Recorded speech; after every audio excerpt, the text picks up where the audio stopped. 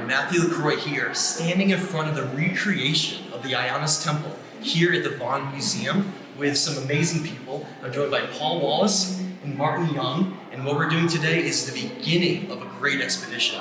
This is day one, where we get to come to the museum, check out artifacts, look at the recreation of Ayanis, and then we're going to go to Ayanis and go to Shadows Tepe, go to Tef Temple. We're going to go on a multi-day expedition scouting trip to see these sites, see them for the first time, explore the mysteries, see what kind of artifacts there are. Basically like a primer for a larger expedition that we're going to be coming with other experts, archaeologists and scientists, to really dig into the nature of how old these sites are, how much they can change the human story, how much they can change our understanding of spirituality, ancient religious teachings, spirituality from the highest sense, from a place of an origin point, from something that wasn't simply just regurgitated around the world, but where it began. We're the very birthplace of all these teachings that became woven into ancient Vedic cultures, ancient Mayan cultures, ancient Egyptian cultures. This is where it all began. And so it's quite an honor to stand here with at least a recreation that we can see for now before we get to the real temple. So before we go any further into the temple, I just want to introduce some really important people that are part of this, and they can just say a few things about their role here and what their background a little bit. First, many people on my channel know Paul Wallis. We've been on quite a journey the last few years, and Paul has joined forces with me to explore this mystery.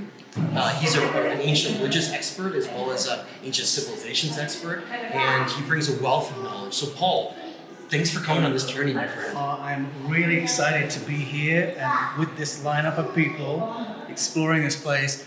My most recent book begins here and ends here because my research path has shown me that so many of the world's firsts, so many of the world's great leap forwards in the human story, they point to this part of the world.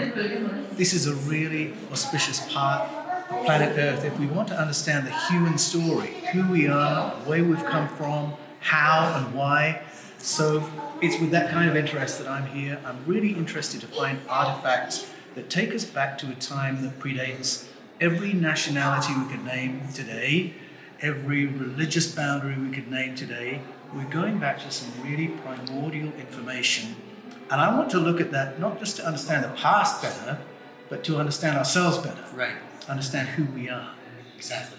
And this journey is, of course, Paul is invaluable, considering right behind us is a recreation of what may be the oldest cross and the very first cross in history, the one that predates all of them, predates all of Christianity, every Hebrew tradition, the very origins of it all. And it's fascinating because, of course, it's the same cross that then the Knights Templar and the Vatican used as well. So there's quite a mystery that we're going to be unfolding there. But I want to also introduce someone who's very important to this project that actually wouldn't be possible without this amazing man, who's a huge supporter and very eager to understand and explore these ancient mysteries with me. Martin Young, please say a couple things, my friend. Well, thank you, Matt, and Paul as well. Well, for me, it's just a privilege. It's an honor to be here, especially standing in front of these two distinguished geniuses. In fact, I've actually learned a lot of about the history of us, where we began from the both of them. So the privilege is actually mine, you know what I mean? To be here, it truly is a dream come true. To be potentially at a location where it could be ground zero, but it actually is, right? We know it is, right? So it's uncovering this beautiful journey, this magical journey, and to be part of this team, I'll tell you, I'm very thankful. And I'm very thankful for both of you. So thank you for being here in this auspicious occasion, because what we're doing right now is where we're, tourists and people come to see all this, but then we're going on the actual adventures, the places that people don't go, the places that are even off limits to the public. We get to see the real Ayanis, the real Shadows Tepe, the real Tef Temple. And so this is a primer to see some of the artifacts that have come from those locations, some of the recreations of those temples, and we can explore and see what we can find, because I can tell you there are artifacts in here that we are going to be very interested in tracking and tracing to other locations that we're going to be in the field.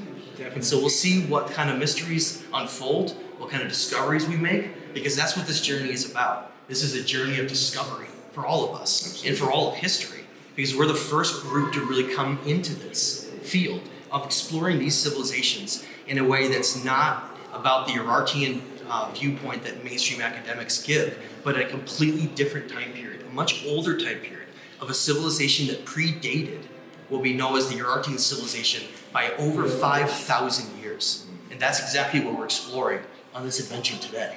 So let's go check out the temple, guys. Let's do it. All right. Okay. So this is a recreation of Ayanis. It's not the original Ayanis, but it still gives you a good understanding of the different symbology, the iconography, some of the type of stonework they used. And I want to point this out right here. So this is what's called a mud brick. It's a type of building style that was established by a lot of the later civilizations within the last 6,000 years. They couldn't build with bigger stone, harder stone, so they had to use mud brick.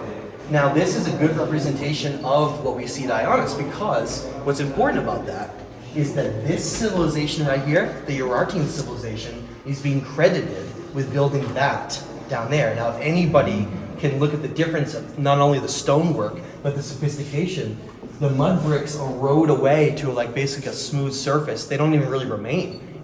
Imagine these mud bricks are somewhere around 3,500 to maybe 4,000 years old, okay? Except that we look at the lower stones at Ayanis, and those are well over 20,000 years based on everything that I've studied and looked at. So you're looking at completely different time periods of history that are overlapping to such a degree that it's caused great confusion over who actually created this and what the symbols mean and what they really represent. But that's what this mystery is exploring, is we're going to find the core of where these come from, the really origin of them. And we can point out some of the symbols. This is the famous symbol of Haldi, and he's one of the great Anuna gods that originated in Sumer named Enlil. And you can see he's got the wings on his back, and that's always the type of symbol you look for some kind of a higher being, some kind of a celestial being, is the presence of wings. Now what he's doing is he's basically passing and protecting, and we can turn around and look at what he's actually doing. You can see here that he's basically protecting the origin of the first cross, the origins of this divinity and oneness and source. It's a very connection to all. They're guardians of that here. They're guardians of that in this realm, and this temple is representing the lowering, in my opinion, everything I've studied, the lowering of divinity itself within humanity. It is, when we get in the future, when these are actually recognized and understood, it'll be one of the most holy and important places on the planet. And we can also come over and look at something else, is that this is important we look at because we're potentially not going to be allowed to capture it at the actual Ayanis site, but this is the top of the altar that's a recreation, which is fascinating because it shows what look like locked chains with the tree of life in the center, showing Haldi on each end with griffins all along it, like protecting it. Chains like they're protecting the balance of a reality, and they're chained to it like it's their responsibility to maintain that balance here. And so this is at least a nice little snapshot of what we're going to see when we get to the actual site. So let's go forward and see what kind of artifacts we can find in the museum. So what we have in front of us are some of the original artifacts from what I'm calling the Lost Ararat Civilization, not the Urartian civilization. The same artifacts that we find in other examples like the Kef box relief. You can notice in the top left there is the eagle. That's the same eagle shown in that box relief. And these are actual pure gold pieces. And what I find fascinating is it's nearly the same symbol as we find Ayanis with what looks like the sun symbol. And it's put on these pure gold pieces. And we also get some other artifacts that are definitely Ararat civilizations, such as this cuneiform writing on this little tablet right here. All of these artifacts came from around Ayanis, and it's these missing pieces we're putting together to understand where they fit in, what they're a part of. But also, I think the most important thing is to separate them from the Urartian civilization, that time period, and put them in the right place. We need to organize all of these things to understand them, and that's really what we're here to do. So here we have a recreation of what's known as the Kef box relief, or traditionally it's known as the Adel Savez relief, but that name is a modern town, that's why I don't use that. But this is a recreation, it's not the original one, and they found it tumbled down the slope from Kef Temple, near the town of Adel Savez, which is why they called it that. But it came from originally the Kef Temple, up on top of the mountain, which is one of the locations that we're going to be hiking into. It's not even a drivable location. We're going to be hiking into the original Kef Temple to see it, where the original of this came from. Now, the original of this is in the Ankara Museum, so it's not here. But as in the future expedition we take, we will be going to Ankara to see the original version of this. So this is the best we're going to get on this scouting trip because this artifact is not located here. So at least we can capture some of what it is. Now I can explain a little bit on this box relief. In the previous artifacts we just looked at, you saw part of this eagle head sitting there. It's part of what was broken off of this that was once on one of these reliefs. Now, what you have here is the god Haldi standing on top of a lion, which is a symbol of strength. It was an ancient Sumerian symbol. And what he's doing is he's got the first, maybe the first chalice or cup ever in history. And what that is it represents passing of a important spiritual or religious doctrine. And in his hand, you see he's passing the seeds of life from the cypress tree, which is representing the tree of life. He's passing the knowledge of that, basically, to this place of higher ascension and consciousness. So he's passing the knowledge of balance and harmony and how to achieve your highest states of consciousness. Now, how does that work in this relief? Let me explain it. These right here are what are called the tryptic doorways. We see them all around the world, whether it's the Mayan civilization, the Aztec, down through the Inca, as well as even places like throughout Saudi Arabia. We see this concept of these doorways that are metaphysical doorways, but they're physical, but they lead to like a metaphysical type of place. And it's fascinating to see that what he's passing, though, specifically, look, his hat or his head is sitting right on the middle doorway. Okay. Now the middle, this represents these three aspects of us, these constants that exist within us. It's known as like the mind, the body, and the soul, or the Father, the Son, the Holy Ghost in religion. And it's this concept that we have three parts of us, three aspects of us, that if we can find balance through, we can achieve the highest level of consciousness. And this flowering right here, this flowering of consciousness is about achieving that balance on each side. And these eagles are guarding that pathway to protect it because it's so sacred. Because it's like ultimately one of the most sacred things you could think of in humanity. And so these are, you could stare at these, and I have stared at these for hundreds and hundreds of hours, because every single thing you see has meaning. You see the T-shaped pillar here? There's actually an artifact right to see that looks just like that, both in the museum and in the field. As well as you see things like this design of up, down, up, down, up, down, as well as the inverted and non-inverted ziggurat pyramid with, see, 3 levels.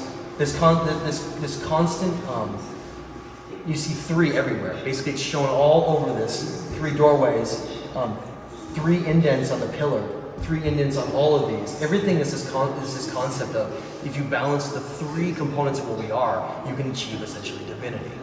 So let's see if we can go find that pillar right there. This is, again, we were just talking about the Kef box relief, and we were showing that T pillar that's there. This is the actual artifact that they made out of basalt that represents that. And it's fascinating to think that this artifact, maybe one of the most important artifacts that has a condensed version of those teachings, because it's still the concept of 3. It's this concept of 3 with a completion. Okay, so those T-shaped pillars we see around the world, Göbekli Tepe in Menorca, Spain, I think are based on this design. Originally based on this concept of teachings that have to do with reaching highest states, but in a completion way, like the totality of all of it. And that's what's fascinating about this artifact, is that it encompasses all those teachings in one, in a singular artifact. And we are possibly going to be seeing this artifact in the field. And so I'm basically going to run to that spot and see if it's still there, and hopefully it is. But no, this is incredible seeing this in person, because this is one of the original ones that was found. I mean, look at how massive this thing. This is probably a 1-ton piece of basalt that they carved this out of. It's crazy. It's absolutely incredible, isn't it? How would you even move this, Martin? It's true. He's strong. Look at the way it's cut down. Isn't that beautiful? It really is. So this is- it's amazing just to touch. This is a volcanic stone called basalt. Now, the Ararat Civilization, unlike the Urartians, only built with basalt and andesite. They didn't use anything else. And why is that important?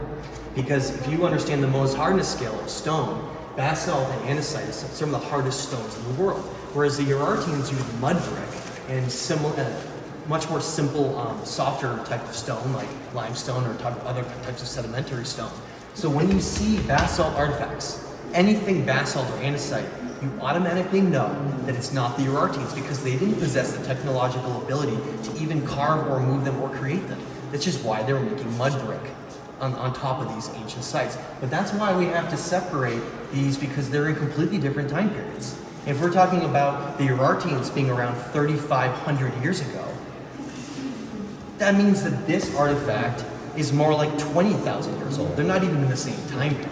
And that's why we have to get to the bottom of separating what is a truly ancient lost civilization with a much more recent kind of empire civilization. And that's where we have to get to the bottom of this with these incredible artifacts. So I think it's amazing to stand in front of one of these because one day these will be recognized as some of the most important artifacts in all of history. So what we have here are Urartian artifacts, spearheads and swords, and why I'm showing this is that we just got done looking at the Kef box relief, and in that you can see Haldi passing the seeds of knowledge, or the seeds of the tree of life. But what's fascinating is that archaeologists have said that what he has in his hand is a spearhead, because they're looking at it from the lens of the Urartian civilization. And clearly you can tell looking at that it's not a spearhead he has. And that's just the outcome of looking at the lens from the wrong civilization and the wrong understanding of what they were, what they were, their symbols were leaving behind. And that's why it's so important we separate these civilizations into different time periods to understand them better. An example of these ancient false doorways. Some of the most famous we know of are like King Midas's tombs, which are in Turkey as well. But we see false doorways in places like Amurumuru in Peru, as well as throughout like Saudi Arabia. We see the same concept, Petra Jordan and others. These giant false doorways that don't go anywhere, and don't have an actual destination that's physical. It seems to be a destination that's more metaphysical, which is what's so fascinating about that. Is that actually a solid thing? Or is it some kind of a portal or gateway? We don't really know. That's one of these mysteries around the world we're trying to figure out. Well, this is the concept of three. Now look at the center one's larger than the other two.